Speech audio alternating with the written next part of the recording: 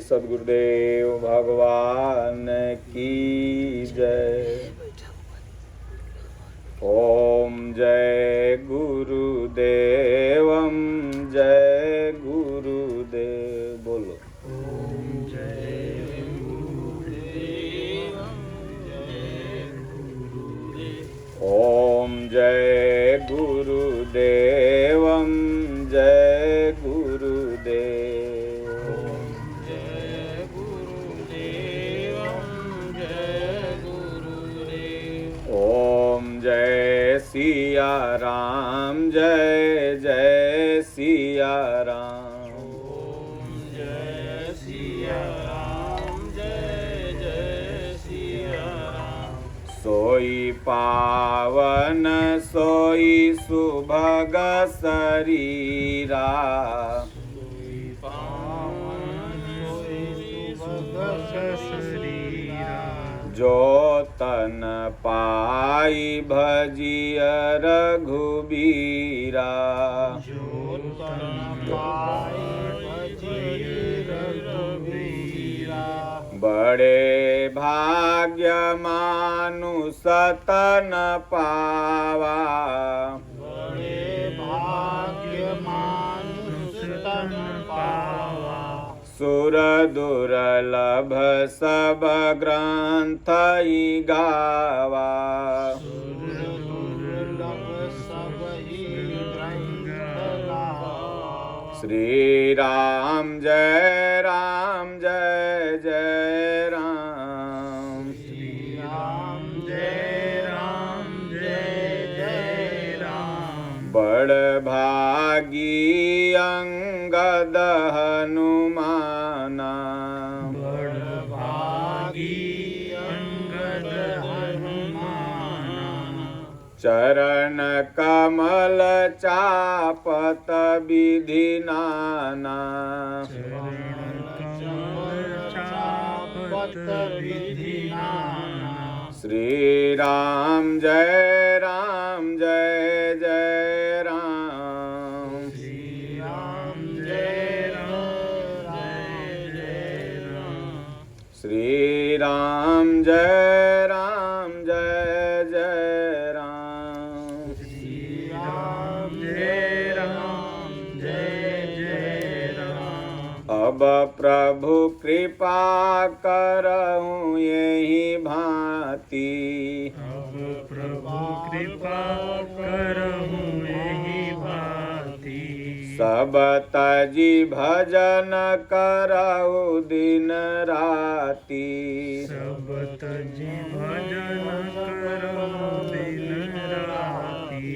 गुरु निराकार है महिमाया पार है। गुरु निराकार है महिमाया पार है। शरण में जो आ गया उसका बेड़ा पार है। शरण में जो आ गया उसका बेड़ा पार है। श्री राम जय जय राम। श्री राम जय जय राम। बोलिए श्री सद्गुरुदेव भगवान की जय। ओम नमः पार्वती पतये हर हर महादेव। सज्जनों, ये जो बिजनेस धंधा है ना, यह अभी पवित्रता का चीज़ है। सिर्फ ही नहीं कि पूंजी पगहा लगा दिए, सामान उपयुक्त गोलियां दिए और उसके बाद चालू कर दिए तो धंधा पानी आगे बढ़ते जाएगा नहीं। इसके लिए एक काम इसमें और जोड़ना पड़ेगा कि पवित्रता।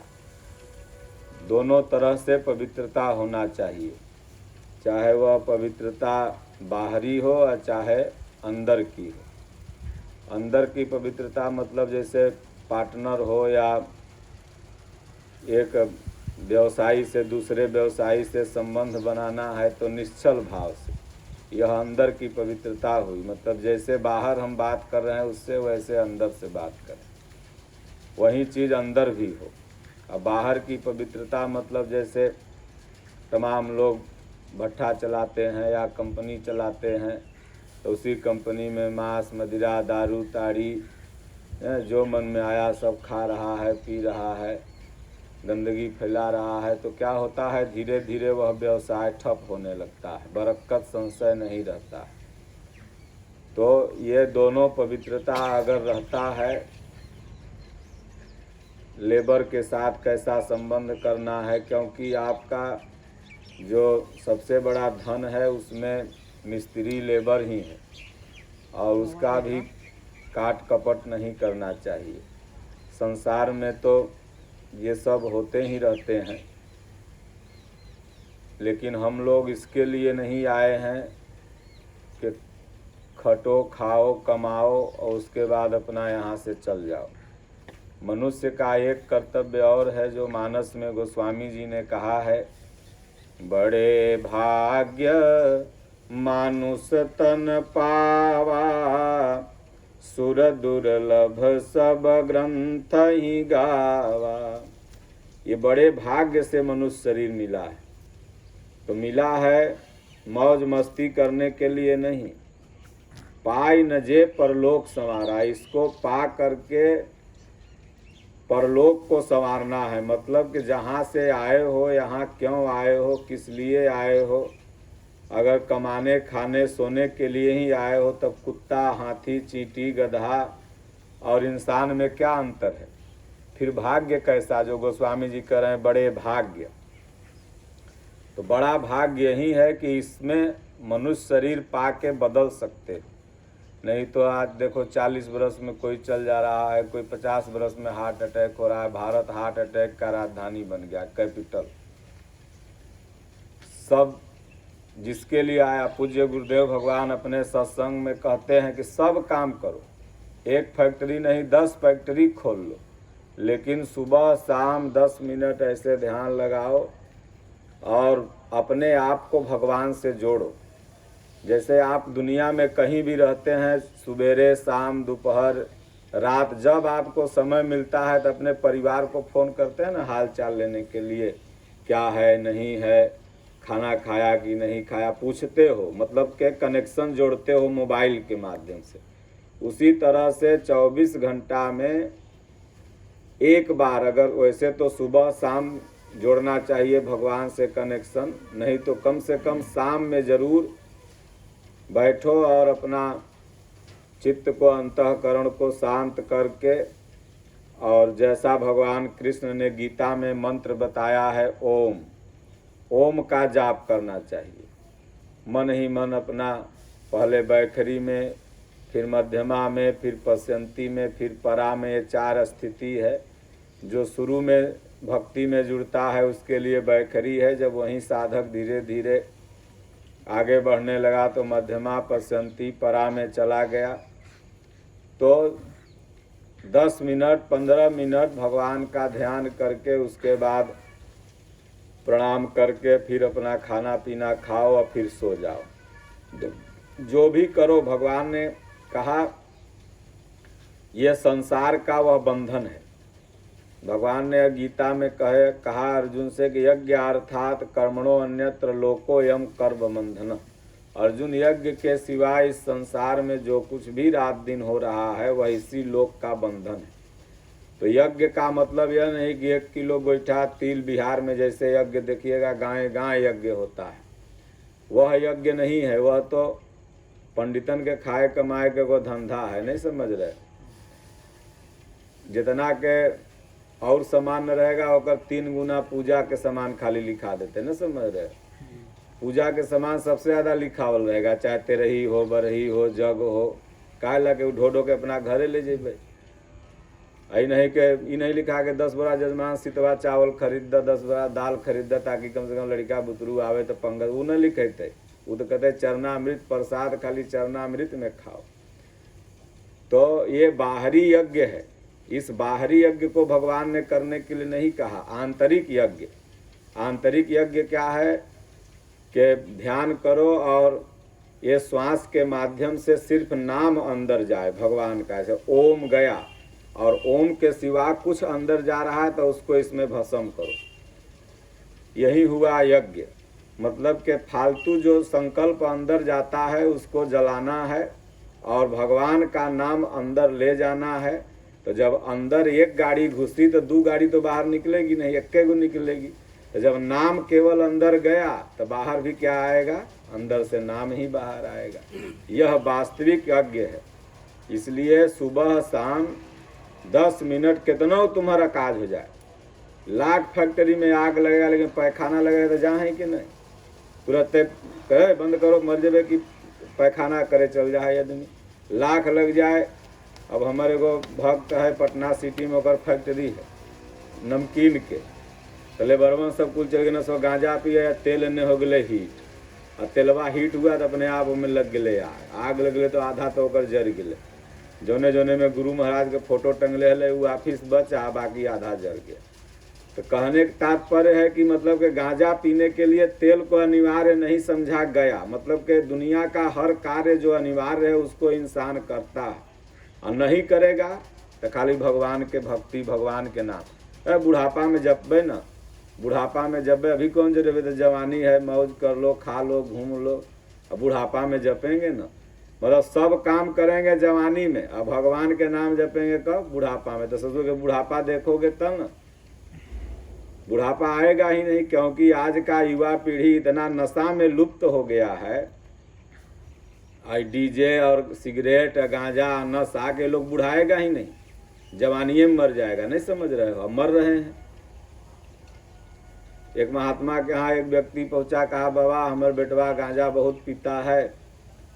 तो महात्मा जी कहे भाई गांजा तो पीना बढ़िया बात है। तब अगर बाप सोचा कि अरे लाए बाबा के यहाँ सुधारने के लिए, तो बाबू कह रहे हैं बढ़िया बात है।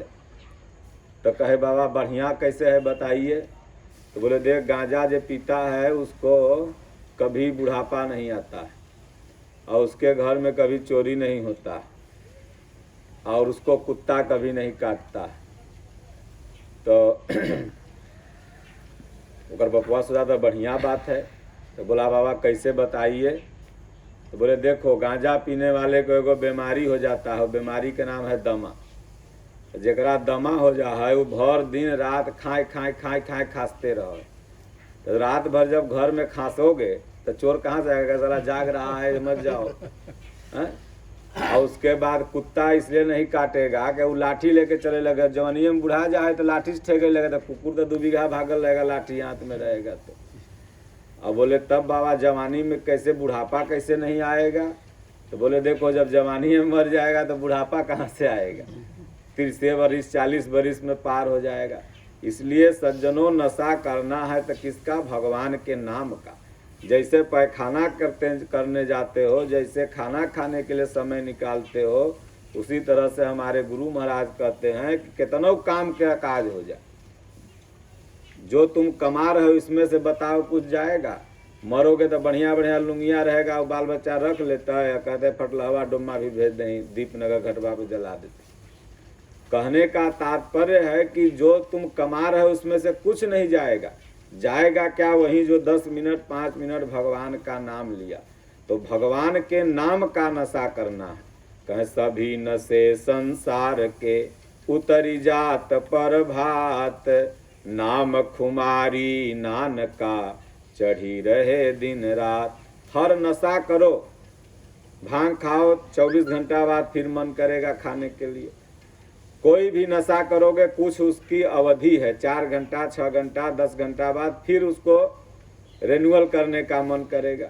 लेकिन भगवान के नाम का जो नशा है, जब एक बार जिसको चढ़ जाता है उसको उतरता ही नहीं। माता मीरा को चढ़ा, कबीर साहब को चढ़ा, बगल में भगवान बुद्ध ही राजगीर है उनको चढ़ा। देखो सब छोड़ करके मन होई जा बैरागी, निकस चला खोजा हरि के। यहाँ हम लोग भगवान को खोजने के लिए आए हैं। अब भगवान को खोजने के लिए गीता जब ले लोगे तो कहीं बाहर नहीं जाना होगा, गीता में ही भगवान मिल जाएंगे। कैसे मिलेंगे, वो गीता में भगवान ने बताया कि मैं हृदय में हूँ, और अपने अंदर खोजो। कबीर साहब ने कहा कि मोको कहाँ ढूंढे बंदे, मैं तो तेरे पास रे, और ना मैं काशी, ना मैं काबा, ना मथुरा कैलाश रे।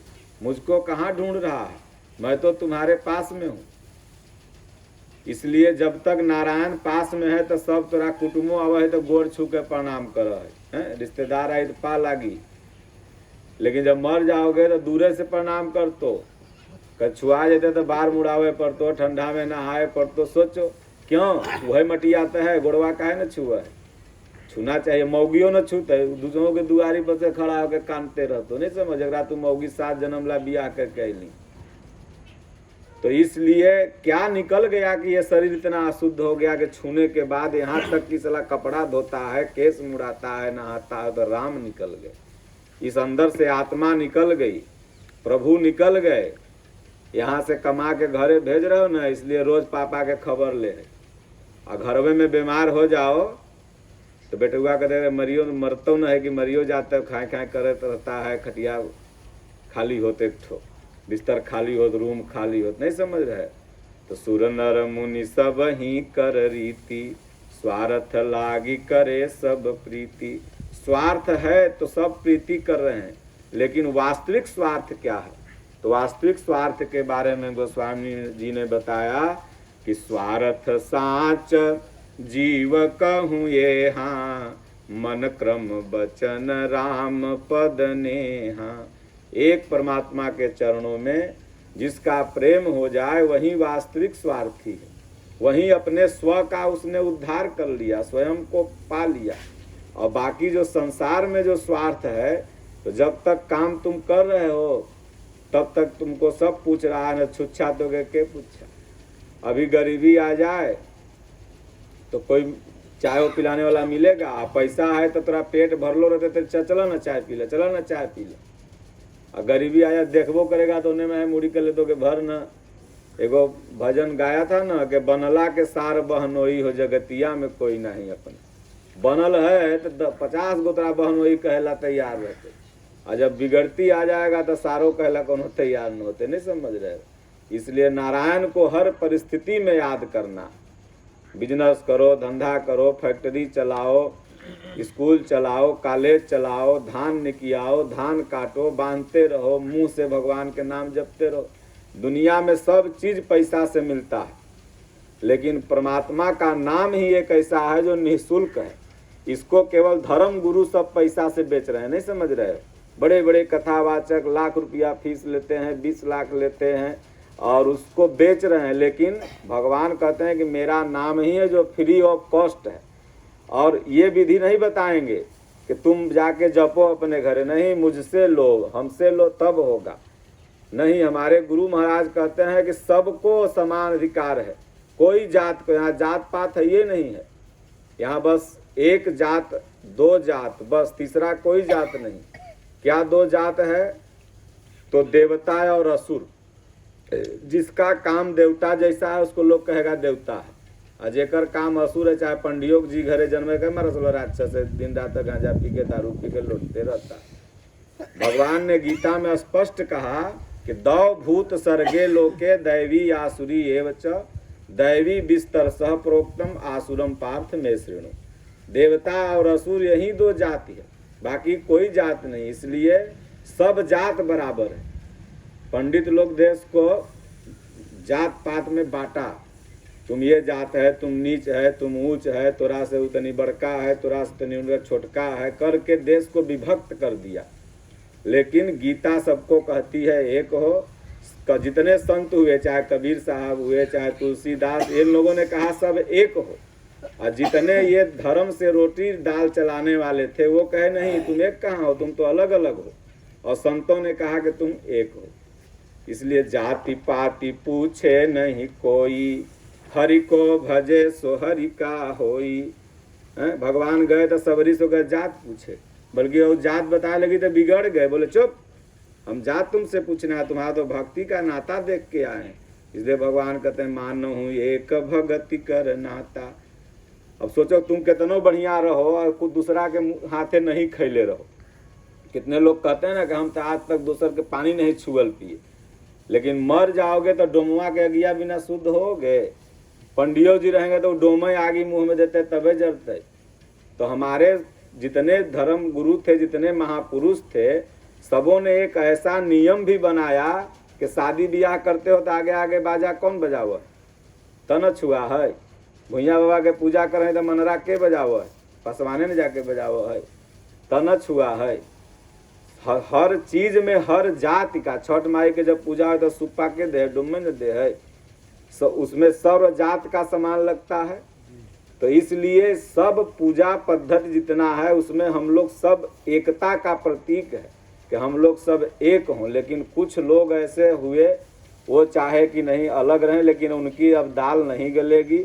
अब घर घर में गीता होगा, गीता राष्ट्रीय धर्मशास्त्र भी बनेगा। पूज्य गुरुदेव भगवान ने हिंदी में लिखा है, यहाँ पर भी हम भिजवाएंगे इनके प्रधान जी के माध्यम से, इस सब के माध्यम से। लोग भक्त हैं पुराना बहुत।